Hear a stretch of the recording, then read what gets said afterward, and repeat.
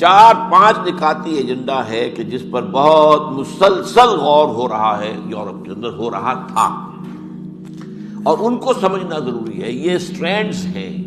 جو کہ ایک رسی کے اندر جیسے کہ ہوتی ہیں لڑیاں، ان کو آپ بٹ دیتے ہیں تو رسی بنتی ہے۔ تو لڑیاں کون سی ہیں؟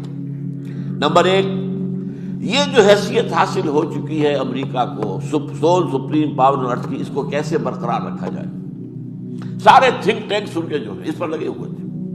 تمام جو ہے اسٹیٹ ڈپارٹمنٹ ہو اور چاہے پینٹاگون ہو، وہ سب کے سب جو ہے وہ لگے ہوئے تھے اس کے اوپر کہ اس کے اوپر غور کریں، اور تھنک ٹینکس جو ہیں یہ سوچیں کہ یہ حیثیت مینٹین کیسے کی جائے کہ یہ جو سول سپریم پاور آن ارتھ ہے اس کے مقام کو برقرار رکھا جائے۔ نمبر 2، دجالی تہذیب کی تکمیل کا ایجنڈا، وہی کلیش آف سویلائزیشن، کہ اس کا جو ایک حصہ رہ گیا ہے ابھی، اس کے ایجنڈے کا ایک حصہ بھی ذرا آدھا جو ہے پورا ہوا ہے، ابھی آدھا باقی ہے، عالم اسلام کی حد تک اس کو پورا کیا جائے۔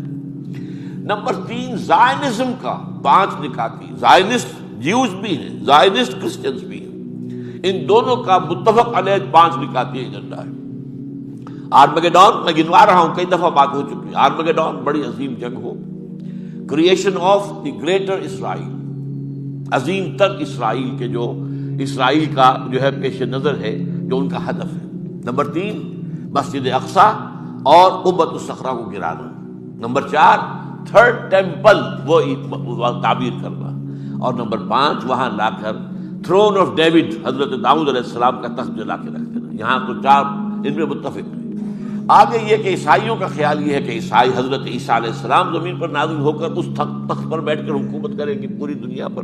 اور یہودیوں کا خیال ہے ان کا مسیح جس کا وہ منتظر ہیں ابھی تک،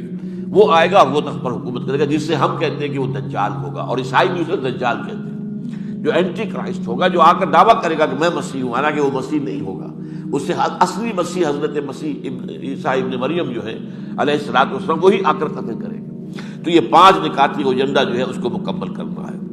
اور یہ تمام چیزیں جو ہیں، اور چوتھی چیز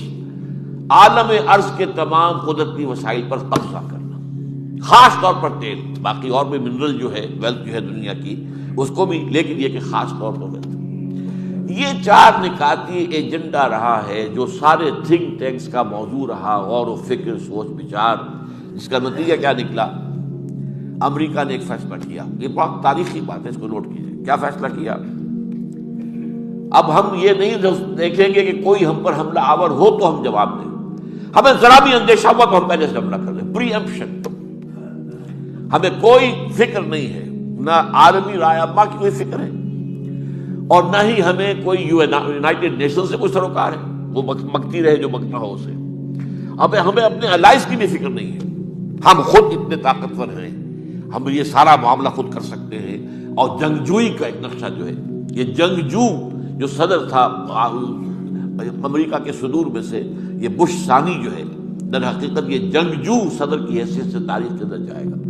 اس نے باقاعدہ جو ہے اس کو اصول بنا کر، اور اس کے لیے یہ ہے کہ انہوں نے ایک بہانہ بنایا پرل ہاربر کا، گویا کہ دوبارہ معاملہ جو کیا ہے، جس طریقے سے پہلی دوسری جنگ عظیم کے بعد پرل ہاربر کے حادثے کے نتیجے میں امریکہ جو ہے وہ جنگ دوم میں شروع ہوا تھا، جنگ عالمگیر جنگ دوم میں، اسی طریقے سے انہوں نے اب خود اپنے ٹوئن ٹاورز کو گرایا تاکہ غصہ پیدا کر، الزام لگا دیا القاعدہ اور اسامہ ابن لادن پر، اور اس کے لیے کہ اس قدر جوش اور خروش پیدا کر دیا، انتقام کا جذبہ، کہ پھر اس کو ہر طرح کی جو ہے وہ سینکشن جو ہے مالی اخراجات کی وہ ملتی چلی گئی۔ یہ سارا معاملہ انہوں نے کیا اس کام کے لیے کہ اس اپنے ایجنڈے کو پورا کریں۔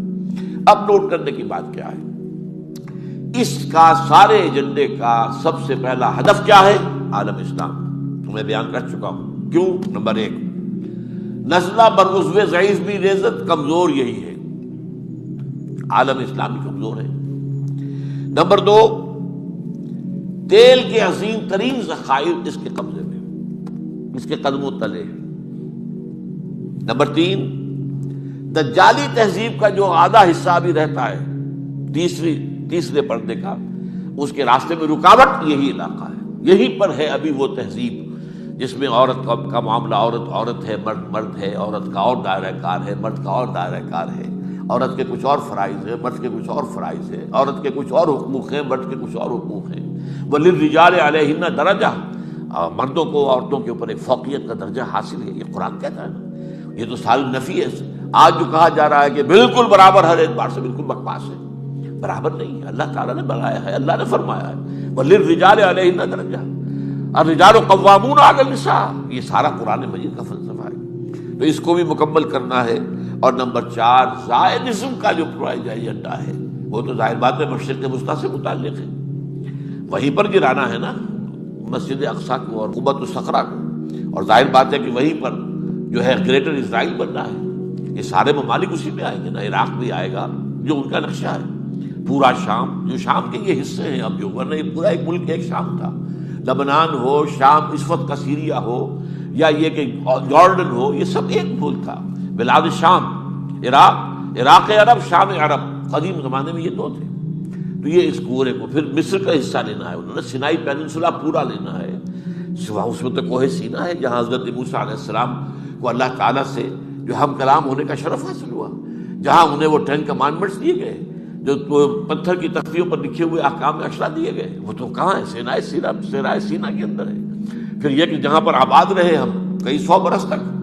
جو حضرت یوسف علیہ السلام کے زمانے میں چلے گئے تھے، سارے کے سارے بھائی پھر حضرت یوسف علیہ السلام کے اپنے خاندانوں سمیت آ گئے تھے، حضرت یعقوب بھی آ گئے تھے، تو وہاں رہے کئی برس تک، وہ بھی لینا ہے۔ پھر یہ کہ عرب کا بھی شمالی حصہ لینا ہے، جس میں کہ مدینہ بھی شامل ہے۔ خیبر وغیرہ تو ہے ہی، وہ تو ہمارے ہیں ہی ہیں، تھے ہی،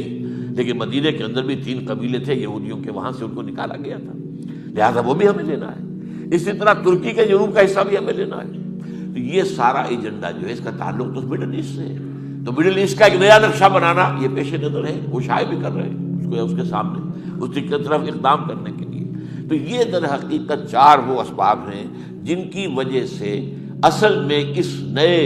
جس کو بھی میں کہوں گا نیو ورلڈ آرڈر جس کو کہا تھا، بش اول جو تھا اس کا باپ موجودہ بش کا،